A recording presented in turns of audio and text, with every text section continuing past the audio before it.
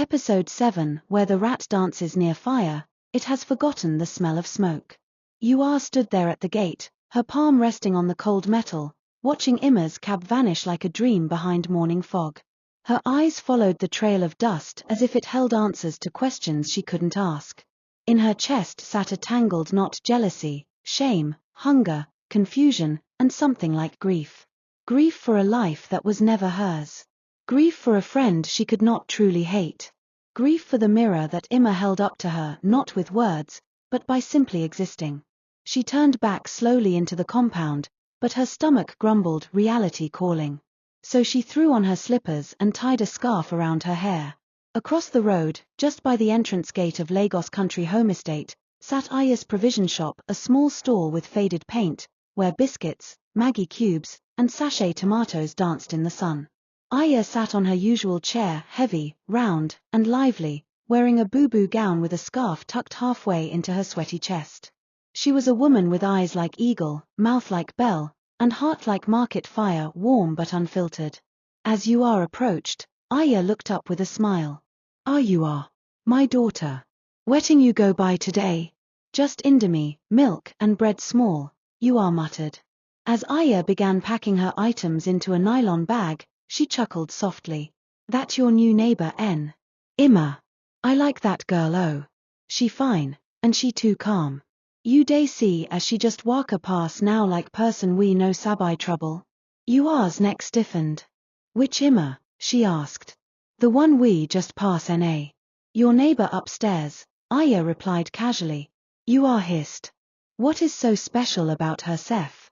She be like every other girl for Lagos. Everybody just dey carry her matter for head." Aya chuckled, the kind of laugh that knew something deeper. On. "I no think so. Oh. The girl dey respectful. She greet well. She no dey do carry shoulder like some of Yuna we don soak Yuna eyes inside big man matter," she said, eyes twinkling behind the joke. You are forced to smile. "Na you sabai."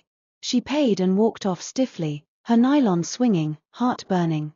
Because the same woman she had warned Imma against, had now started praising her. The next morning, the sky broke open with warm sunlight, and Imma, cheerful and fresh, stepped outside to get food items for her morning soup. Her wrapper was tied neatly, her hair wrapped, and her face carried the natural glow of peace. She crossed to the same shop, Aya's stall, and greeted warmly. "Good morning, Ma." "Ah, my daughter. Come, Aya beamed.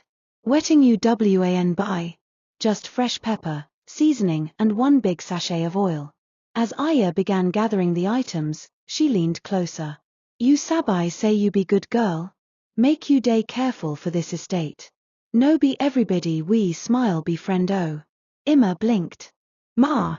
Aya lowered her voice. "That your friend, you are. Shine your eye. That girl no pure. I just talk 'em as day do me. I don live here past 10 years. I don see people come go. You be better girl. Don't let another person rub you inside her own warala." Imma's brows furrowed. She collected her nylon bag with a soft thank you, but her heart was stirred. Because Yua had warned her before, don't talk to Aya too much. She gossips. So now Imma didn't know who to believe. Maybe it's just Aya doing her usual thing, she whispered to herself as she returned to the compound. Back inside her apartment, the water was already boiling. Imma dropped her nylon on the kitchen counter and began to prepare her food with care. Fish sliced, onions chopped, pepper ground, the aroma rising like praise. She served herself, prayed briefly, and took her first bite. But not long after the third spoonful, a sharp pain gripped her stomach, the kind of pain that travels from your gut to your spine like a snake crawling inside your body. Imma gasped. She stumbled toward the bathroom, dropped to her knees by the bowl, and began vomiting violently. It came in waves: bile, water, stomach acid. Her whole body convulsed. She clutched her stomach, tears in her eyes, whispering to herself, "Which food I chop we wn carry me like this?" She tried to rise, but her legs shook. She gripped the doorframe, panting. And just as she leaned her head on the cold wall, she heard a voice in her own spirit say, "When the hen begins to fall sick, the hawk starts to dance." But not all sickness come from nature, some are fed with envy. Emma's eyes widened. Her thoughts began to race. Was this just food poisoning? Or something deeper? Was Aya warning her for a reason? Was it coincidence that after being praised by Aya, things went wrong? Or had something been stirred in the heart of another? She didn't know. But her soul was no longer at rest. To be continued. Waxing crescent moon.